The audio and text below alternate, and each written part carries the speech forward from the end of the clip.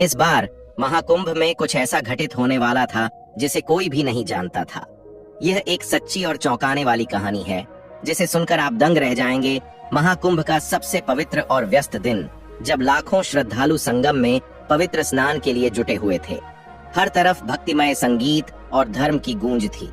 साधु संत अपने शिविरों में ध्यान, भजन और तपस्या में लीन थे। तभी एक साधु ने भीड़ में एक अजनबी व्यक्ति को देखा। यह व्यक्ति साधु के वेश में था, लेकिन उसकी आंखों में कुछ ऐसा था जो साधारण नहीं था। एक झलक जो किसी चालाक व्यक्ति की थी। साधु ने उस व्यक्ति को ध्यान से देखा। उसकी जटाएं नकली थीं, जो साधु के असली रूप के बिल्कुल विपरीत थीं। वह व्यक्ति जो रुद्राक्ष की माला धारण किए हुए था, वह माला कृत्रिम मालूम हो रही थी। साधु को तुरंत शक हो गया। उसे समझ में आ गया कि यह कोई साधु नहीं है, बल्कि एक ठग है जो अपनी धार्मिक वेशभूषा के जरिए लोगों को धोखा देने के लिए आया है। साधु ने तय किया कि वह इस व्यक्ति से सीधे पूछेगा। उसने उस संदिग्ध व्यक्ति से कहा, महाराज, आप कहां से आए हैं? नकली साधु ने बड़े आराम से जवाब दिया, मैं हिमालय से आया हूं, यहाँ तपस्या करने के लिए। लेकिन साधु ने दूसरा सवाल किया, आप इतने कम समय में हिमालय से यहाँ कैसे पहुंचे? साधु तो सालों साल तप करते हैं। इस सवाल पर नकली साधु घबरा गया और उसने कुछ नहीं बोला। साधु ने अपनी आंखों में गहरी नजर डालते हुए कहा, तुम कोई साधु नहीं हो, तुम एक आतंकवादी हो। तुम महाकुंभ में आए हो, लेकिन तुम्हारे इरादे ठीक नहीं हैं। तुम यहाँ साधु के रूप में घुसपैठ करने आए हो ताकि तुम अपना खतरनाक खेल खेल सको। साधु के शब्द सुनकर उस नकली साधु का चेहरा सफेद पड़ गया।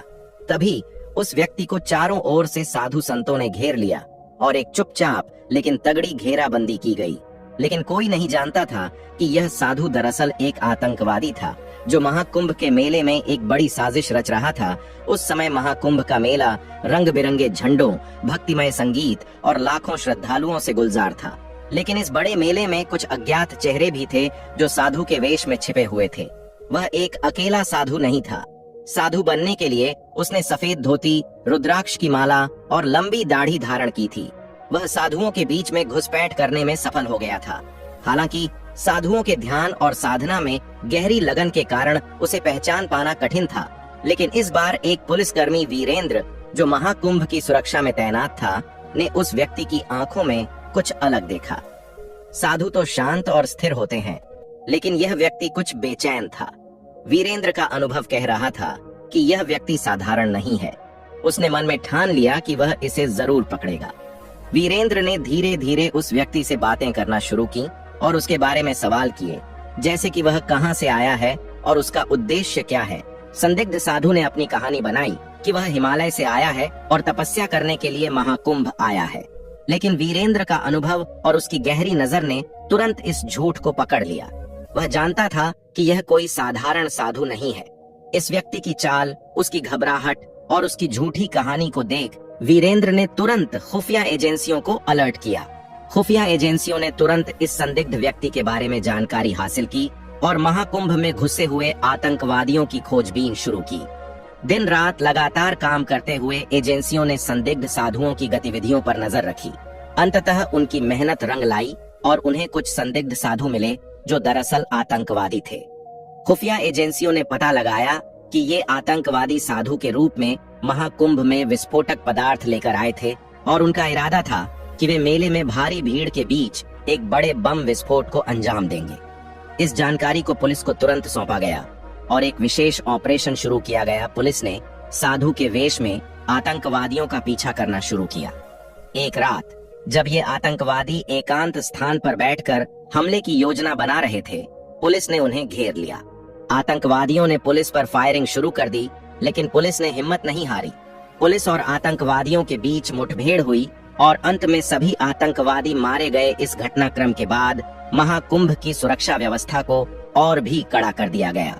पुलिस ने मेले के हर कोने पर अतिरिक्त बल तैनात किया और श्रद्धालुओं की पूरी तरह से जांच की गई।